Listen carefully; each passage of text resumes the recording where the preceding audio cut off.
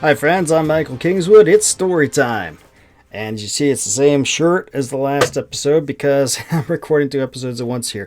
I was, like I said, from the last episode, I was a little late getting the one from this previous week done, and hurrying to get the one for this week done because flying across the country with the kids for a little family thing. It's Grandpa's birthday, bringing the kids over to Maine to say hi to everybody. So that's going to be cool.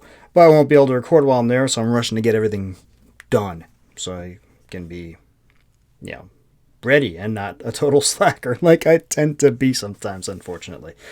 Anyway, when last we left this episode here, Joe and company had gotten past all the NSA agents, gotten the incubator and the alien eggs back onto the ship, and managed to seal off all the airlocks. And now we're going to try to make a getaway. Hopefully it's as easy as that. I guess we'll see. Let's see what happens. I'll talk to you on the other end. Chapter 57. Piloting. Maneuvering a Starliner away from the station is slow and complicated. Normally, the station and ship decouple from each other simultaneously after tugs have attached to the ship's tow points. The station pilot, an expert on that particular station's quirks, who augments the crew for underway and docking, issues orders to the tugs. They carefully extract the ship from the station's mating tunnels, which never fully retract. The ship's thrusters, much larger and more powerful than the tugs, were never used. The slow process ensured no damage would occur to either the ship or the station. Joe did not have any time for that. For one thing, it was not like the station was just going to oblige and retract the mating tunnels. Oh, the station personnel probably would. They would not want the station to be damaged, but Joe doubted Chandini would allow them to do it. To do so would be to admit defeat, or worse, to allow Joe to get away, and Joe did not see Chandini going there. Beyond that, every moment they lingered was a moment Chandini and her goons could try something else, like, for instance, an EVA into Agrippa's shuttle bay, which lay open to space. It would be damn hard to spot that and all the mischief they could do once they came inside. So it fell to Joe to get the ship underway, herself, without help. She had never done that.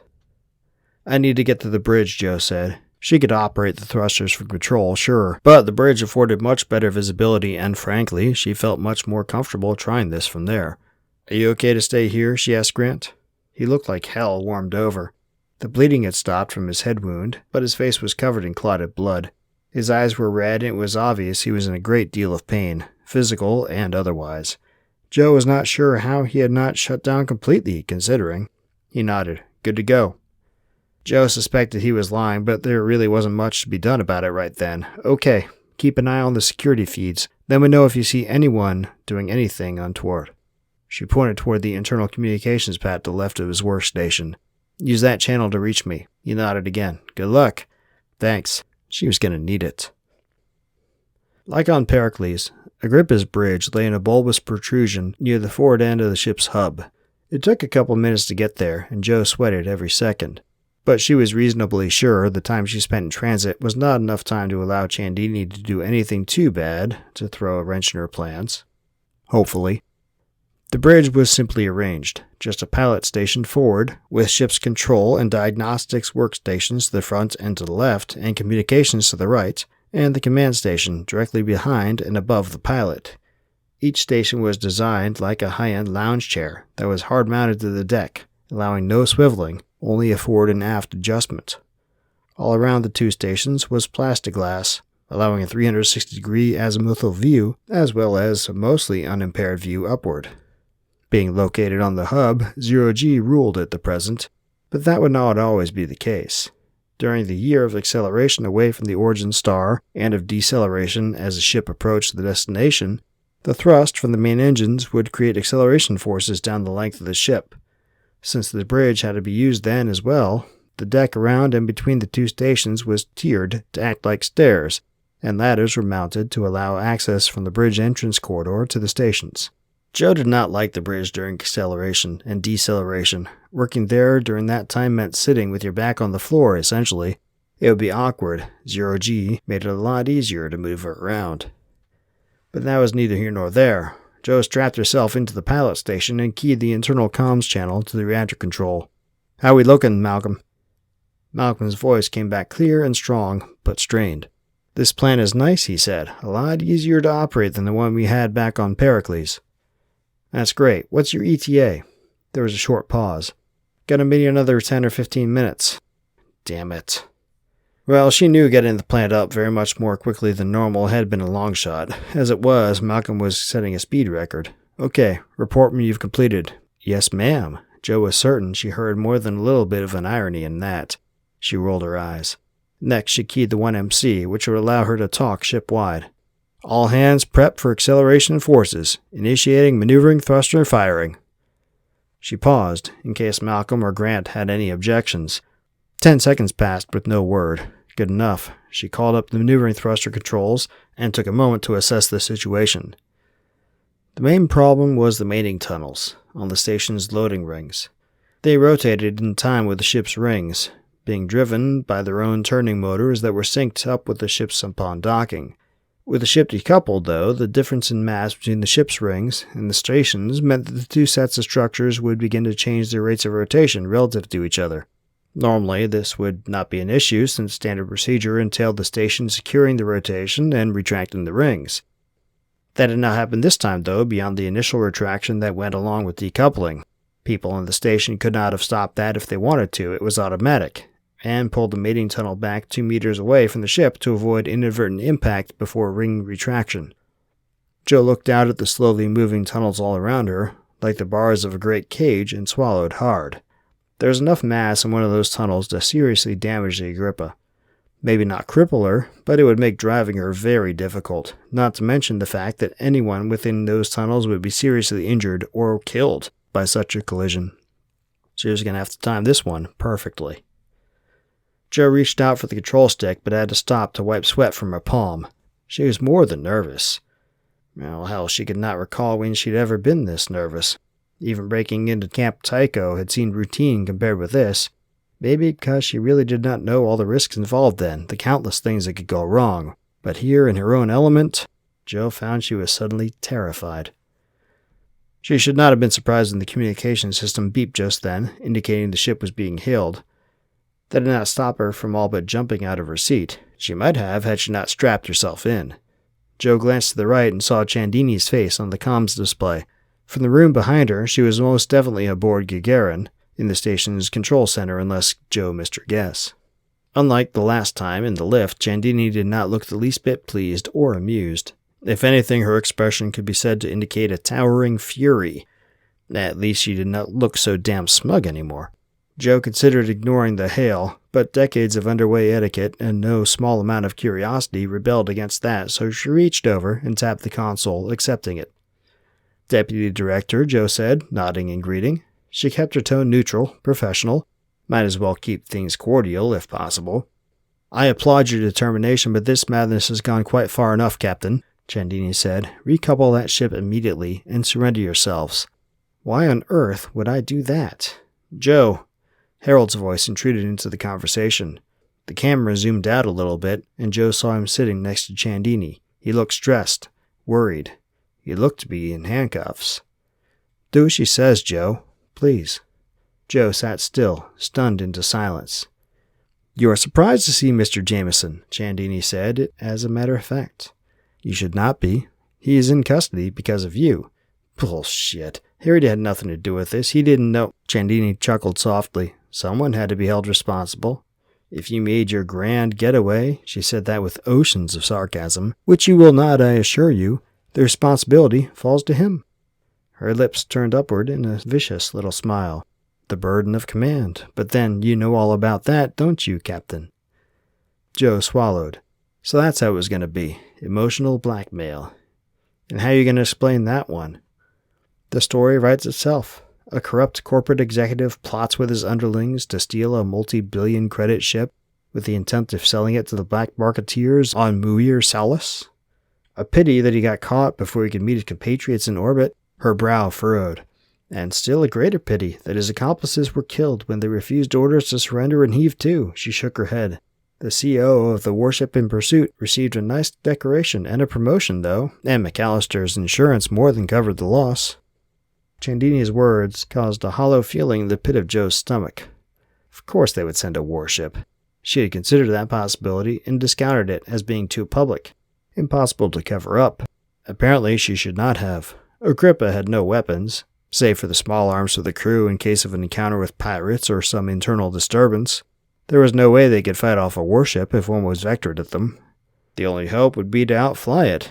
Joe did not place much hope there, but it was all she had. "Thank you for the warning," she said, then looked at Harold. "I'm sorry, Harry," and she meant it. The pain she felt, knowing that he was going to take the fall for this, was like a knife in the heart, but she could not turn back. Whatever slim hope she had here aboard Agrippa, there was no hope at all in surrender. She looked away from the comms display and tapped the control stick to port. The starboard side thrusters fired, ever so briefly, pressing Joe against the side of her seat for a moment, and Agrippa began to move laterally. "Jesus Christ," someone said in the control station behind Chandini. "She's actually fucking doing it!" "Retract the landing rings," ordered an authoritative voice, causing Chandini to spin around. "No," she ordered, "do not touch those controls." Her voice was command itself, and would brook no objections. But, bless him, the station commander, it could only be him, and it was a Heon Gagarin, a pleasantly efficient fellow whose name Joe could not remember just then, raised an objection anyhow. "But ma'am, if she hits those rings, it could destroy the ship and the loading rings both. We'd be risking a hull breach, depressurization." "Then the ship gets destroyed," Chandini snapped. She jabbed a finger at him, or at least Joe assumed it was a finger. It was hard to see from that angle. "If you touch those controls, you will never see the outside of a prison cell, I promise you." Silence. The kind of silence that only comes from sudden fear followed her words. Chandini watched them all for a long several seconds, then turned back to Joe. Her lips were pressed together in a thin, angry line. "Have it your way, Captain." Just before the comms display went black, Joe thought for a moment that she saw the faintest shadow of a smile on Harold's face. Joe had no time to dwell on the future, whether hers or Harold's. The ship was moving, and the rings were getting closer. She had been very careful to apply only lateral thrust, and was gratified to see the ship slipping easily away in a straight line from its moored position. This was the first place the maneuver could go wrong, but a quick look around showed that the mating tube couplings had cleared the ship's rings cleanly, at least for the moment. While the port side of the ship was clear, the hub and the starboard side still were in danger. The hub was the key problem. As long as she did not impart any forward or aft thrust, the starboard side of the rings should clear just fine. The hub, though. Go too slowly, and the mating tunnels would strike the hub straight on. The tunnels were not particularly resilient, and Agrippa's hub had been built to withstand up to 1.5 Gs of acceleration. But that was mostly in the bulkhead structure. The skin of the ship was relatively thin to conserve on mass. There was a good chance that a direct impact could breach the hull in several locations, and if that happened, well, there was no sense dwelling on it. The ship slipped further to port, and the hub drew closer and closer to the rotating rings. Fortunately, there were only 4 of them, but were they speeding up? Her eyes did not deceive her.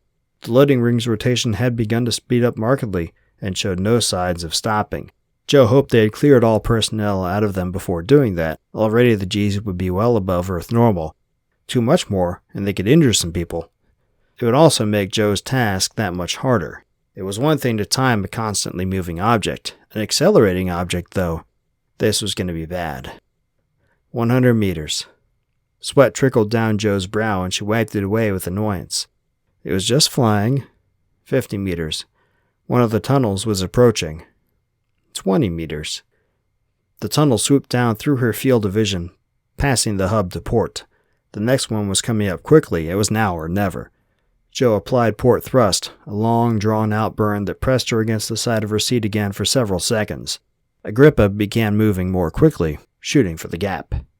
Joe looked up and saw the next tunnel sweeping down toward her at what appeared to be great speed. She cringed. If it struck, it would crush the bridge and her with it like an aluminum can. Better than dying in a vacuum. The tunnel passed directly overhead, perilously near now. Joe braced herself. It would hit in a second. And then it was past, sweeping down the starboard side of Agrippa's hub with maybe centimeters to spare. If this had been an old science fiction movie, she would have expected to hear a swoosh, and just then, ludicrous as such a sound would have been in space, it seemed like it would have been fitting. More fitting than the silent brush with death that had just occurred.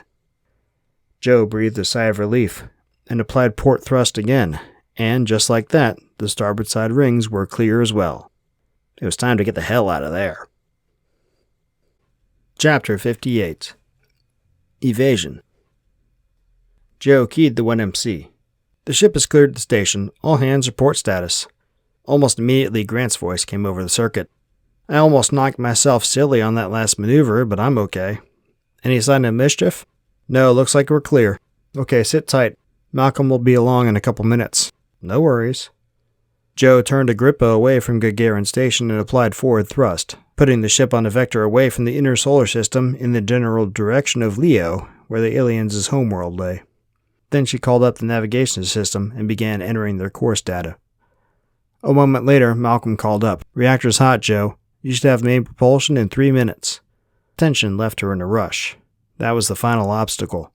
With the mains online, the only thing standing between her and success was 263 light years and a long, long nap. Unless they really sent a warship. Joe keyed the aft radar system and trained the aft upper camera toward Gagarin's upper moorings where the Navy kept their ships.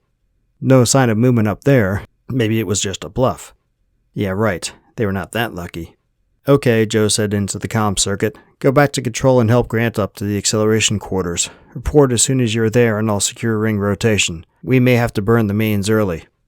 The seconds paused before Malcolm replied spoke volumes. This close to the planet? He was right to question. The main engines put out one hell of a lot of thrust, and left quite a wake of highly energetic particles behind them. Burning too close to a planetary body could wreak havoc on the planet's ionosphere. On a highly populated planet like Earth, that could translate into all sorts of problems. Power losses on ships and platforms, and maybe on the ground as well. Outright destruction of smaller electronic systems, fires, that sort of thing. On the plus side, it should also make for one hell of an aurora for those on the ground. I'd rather not, but Chandini just called and threatened to send a warship if we don't heave to, so she left the rest unsaid. Roger. We'll be up in a few minutes. Starliner Agrippa, this is United Earth ship Bunker Hill. You are ordered to heave to and prepared to be boarded. Over. The hail came in loud and clear over the primary intra-system hailing frequency. Joe had expected to hear it, and dreaded it. But part of her had held up hope that maybe, just maybe, it would not happen. But when, an hour earlier, she gained radar contact on a vessel closing from astern, she knew that hope was false. The ship's velocity exceeded hers, and would continue to for quite some time unless she burned the mains, as small as the acceleration from the maneuvering thrusters was. She trained the aft lower camera toward the approaching vessel and cringed. It was a warship, all right. To the uninitiated, it would be difficult to tell the difference between it and Agrippa, but to Joe's experienced eye it was obvious.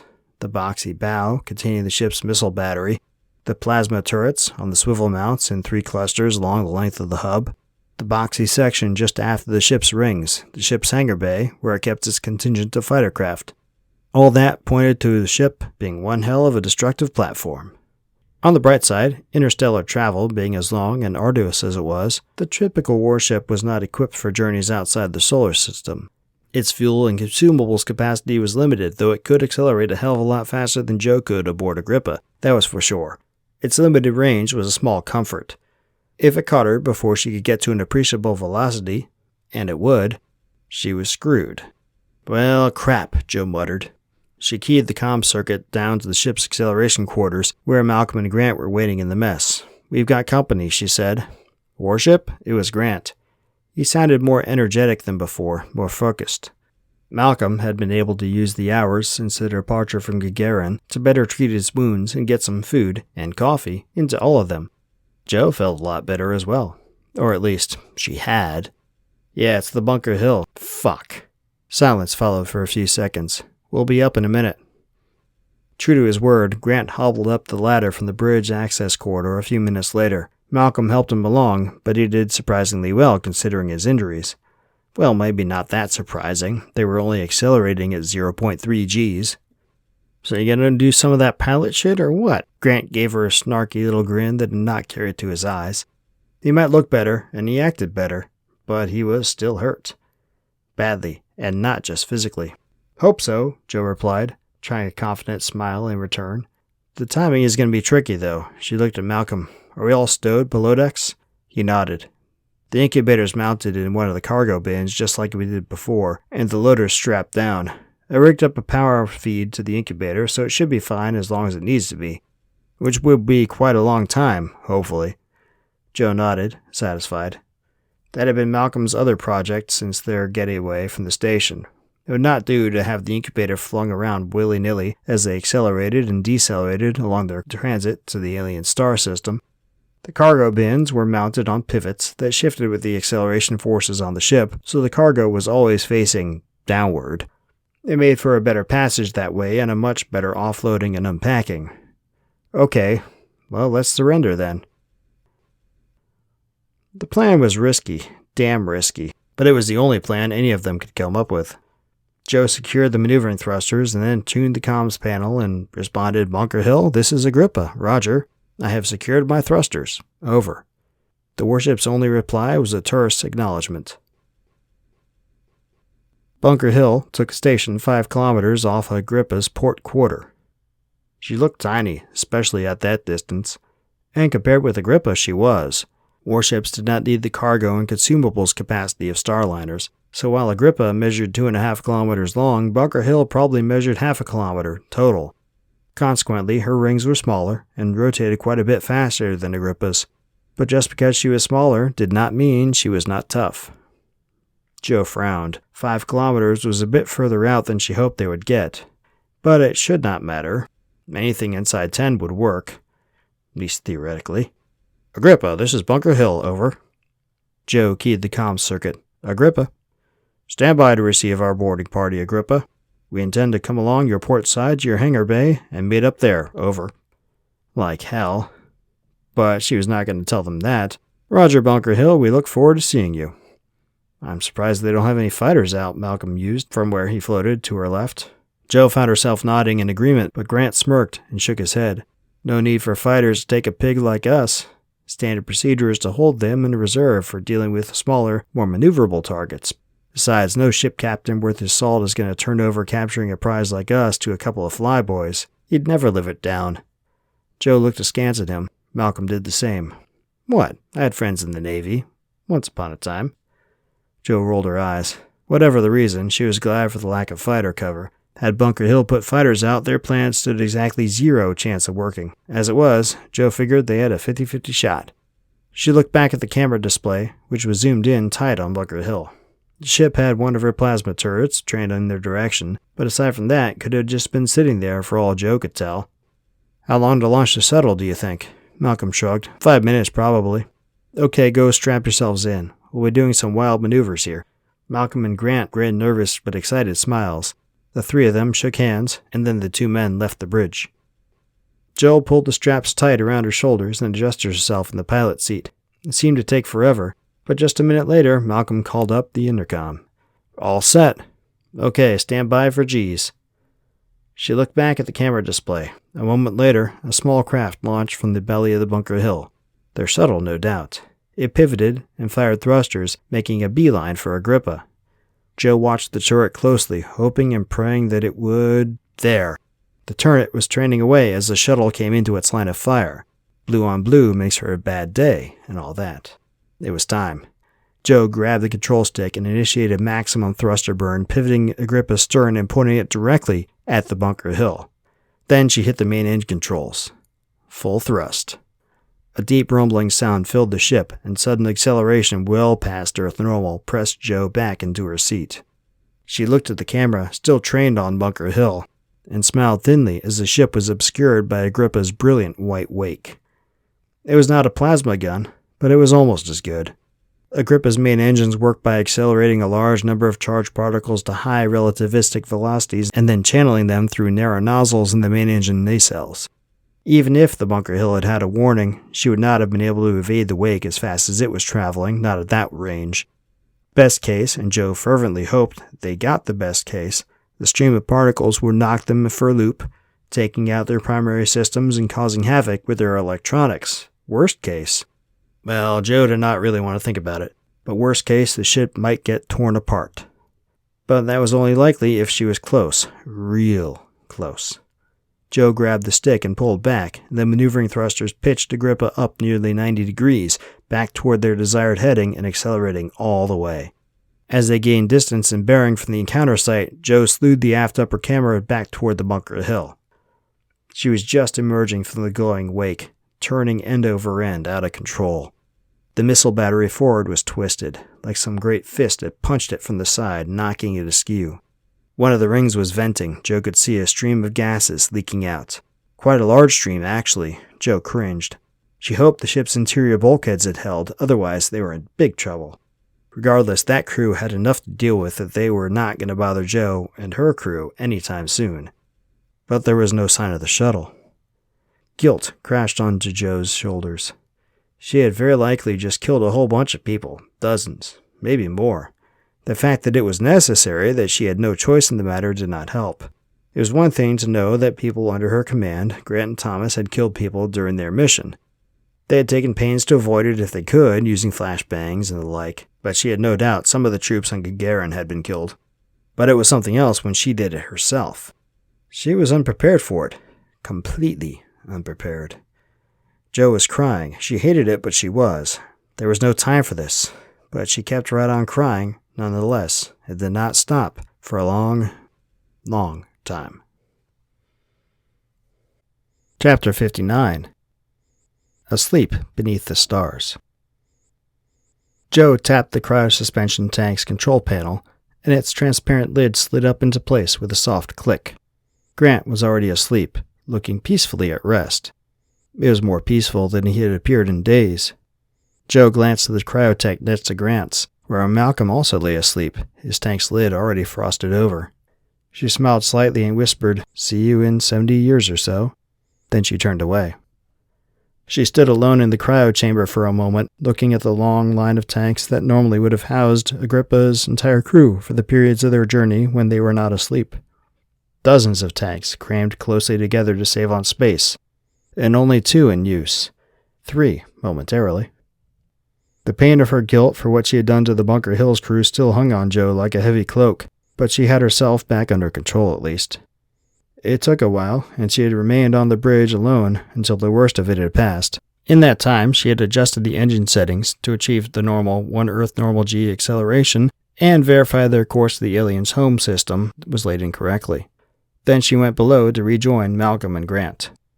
They ate a small victory feast, although victory was probably not the right word for it, considering how much they had paid to get where they were, and the fact that even now there was a good chance their mission would still end in failure. But there was cause for celebration nonetheless, so they managed. The following hours contained a myriad of tasks to prepare the ship for their long slumber, from programming the vegetation feeding cycles and hydroponics to securing power and supplies to the cryosuspension tanks they would not be putting to use, and there were a lot of them, over 5,000 total. The preparations were tiring, but no one complained. They would soon get more than enough sleep to compensate for it. Joe stepped over to the display screen on the wall near the cryochamber's door and, one last time, called up the navigation system. The course looked good. Programmed wake-up contingencies were all proper, as was the final arrival wake-up point. Consumable stores were more than sufficient for the trip, and there was no sign of any further pursuit on the sensors. They were, it seemed, in the clear. There was nothing else for her but to go to sleep. And yet she was strangely reluctant. Something felt undone, somehow. But rack her mind though she did, Joe could not think of what. It's just nerves. Leftover stress from the last few weeks. And that was very likely true. She had never been all that good at winding down, and she had been strung out on stress for as long as she could remember lately, it seemed.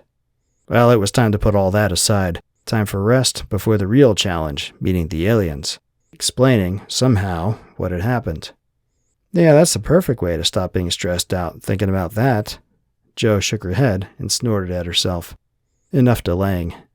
She slid off her fatigues and undershirt, all the way to her bra and panties. Then she slipped into her cryotank and pulled the thermal blanket up over her body. This was the part she hated, but she always insisted on being the last one in. It seemed fitting as the captain. So she had long ago taught herself how to insert her own IV, hook up her own EKG and EEG probes. Finally, she strapped the breathing mask over her face and tapped the control pad. There was one built into the interior of every tank as well as an exterior one, just for this reason. Gas began flowing into her breathing mask, and she felt a cool fluid enter her veins from the IV. Immediately, she began to feel drowsy. As always, and she had never been able to stop herself from doing this, she fought the feeling, trying to remain conscious and alert. But the drugs won out, as they always did. The last thing she saw before drifting off was the tank's lid sliding shut. Well, it's sleepy time. That's what happens after you blow away a warship. Of course, they didn't blow away a warship. They blew away the warship shuttle and damaged it. Which, shame on the warship for not thinking about those great big engines. That could have given them some trouble. But, how often does a Starliner really offer resistance to a destroyer like that? Probably never. So Joe kind of got the drop on him. At least that's my story, and I'm sticking to it. And since I wrote it, that's what mattered. That's what happened. Yeah, right. But obviously, even if obviously that's weighing on Joe a bit, and it would weigh on me too.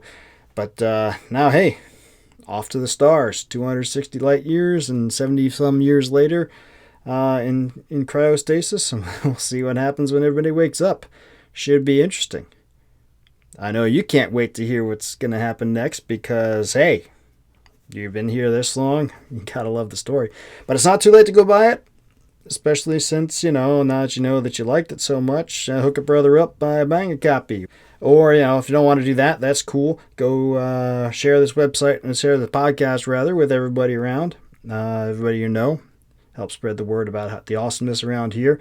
Come by the website, sign up for the newsletter so you know what's going on. And if you really want to be cool, become a member of the website. A couple bucks a month, get you some free stories, get you a few other things. You can see it on the supporting patronage page. It's set up like Patreon used to be. I used to be on Patreon, but when they started kicking people off 3-4 years ago, I said, screw these guys, I'm out, and figured out how to make my own membership, which I completely control, which I think is a lot better. Anyway, if you like what I'm doing, want to support with a couple bucks a month, cool. Otherwise, hey, go buy books, go tell everybody that you like what I'm doing, and hey, it'd be great. That's all I got for now. Hope you guys enjoyed these chapters and come back next week. Again, about 2 more weeks, we'll have this whole thing done with the Pericles Conspiracy because there's 4 more chapters. And then we'll move on to shorter stories, which will be good in their own way. Again, thanks for listening in. Hope you liked it. Come back next time, but until then, don't do anything I wouldn't do.